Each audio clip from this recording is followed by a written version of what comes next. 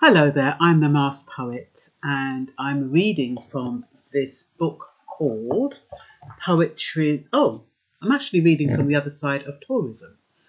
Two poems from this book. My other poems were from Poetry's Promise and Poetry's Teacher Meets Poetry's Therapist, or Poetry's Therapist Meets Poetry's Teacher. They're all by Myrna Loy. They can all be bought off of Amazon. So look into it. These two that I'm going to tell you about now are about my identity. Now, most of you who know me know that I was born in the UK. My parents are Jamaican. I've had a lot of Jamaican influences through my partners. And so I've sometimes wondered where my actual identity is, especially when sometimes you're told to go home, you don't belong here. And even though you're born here and you kind of have all those little dilemmas. So, the first poem I'm going to read two poems in one here. They're two very short poems. The first one is called Negated Identity. I wrote it in 2003. And this one is in Patois. And I think it's in English as well. Anyway. Me love the culture and me speak the Patois. And yet them say me no come from around here. Them call me a tourist and a foreigner. Them laugh and call me an imitator. But me just want to be accepted in Jamaica. Not as a tourist, but as a native sister.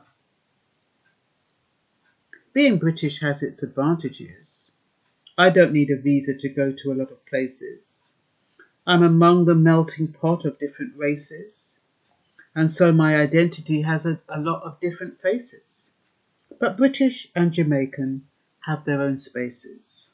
And I'm not sure quite where my place is. I just don't understand the differentiation when we're all a part of God's one nation. And the second one is called Space and Identity. My space, my identity. Creating space for my identity. But what is my identity within this space? My parents are Jamaican. They migrated to Great Britain and adopted a culture that was not their own. Then I was born in Britain and I had a British education, but then I married a Jamaican and merged two cultures into one. I learned the Jamaican custom. I cook rice and peas and chicken. A British-born Jamaican. That is what I am. But in Jamaica they call me foreign and an immigrant in Britain. So pray tell me something.